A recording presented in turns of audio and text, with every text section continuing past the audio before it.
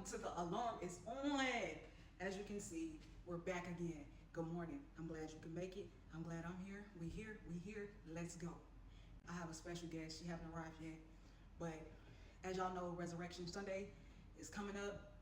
This topic is all about the resurrection of us and our recovery. Get into it. Let's go. The alarm is on. I have my special guest, Alicia, here this morning, and with 1 year, 8 months clean? Yeah. Yes, congratulations. I've known Alicia for, damn, 2 years, right?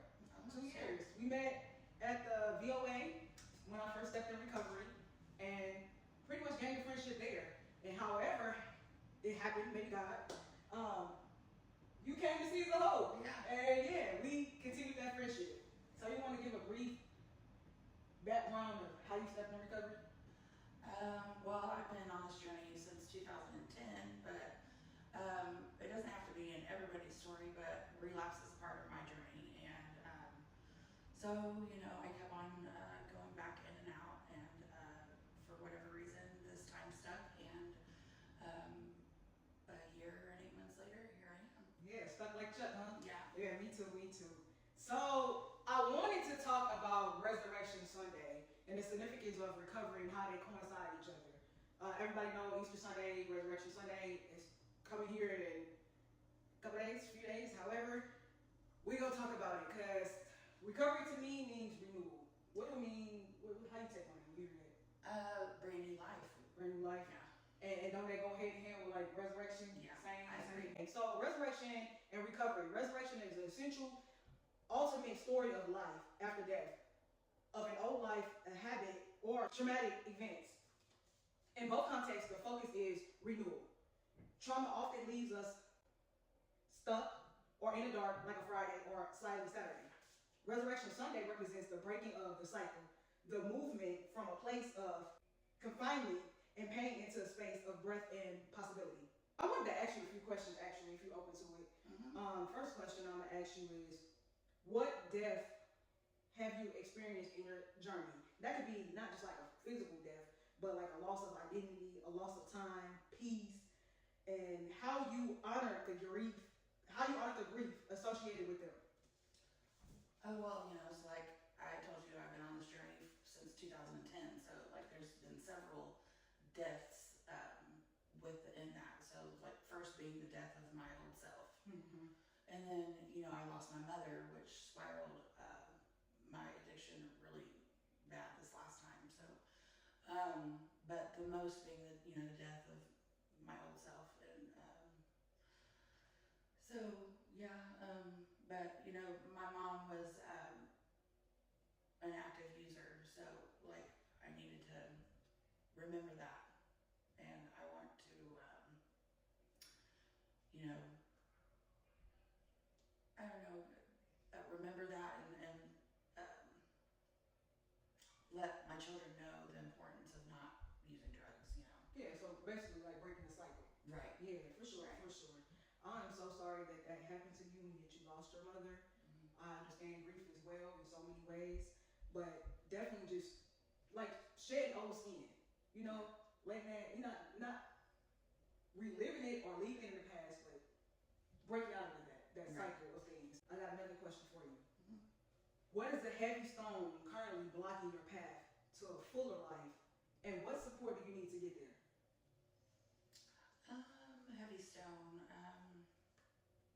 kind of forgiveness, I guess, because I carried a lot of grief, shame, guilt, remorse, all those things for a long time. But through, the death of my, old self, Mm-hmm. and then, like when we met in the VOA, I, really channeled myself into therapy and the groups that we were in.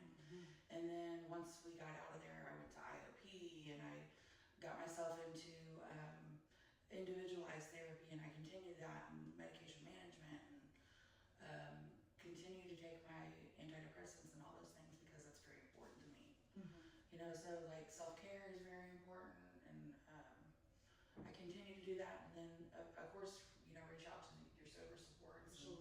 All those things, because there's several times that my higher power, who I choose to call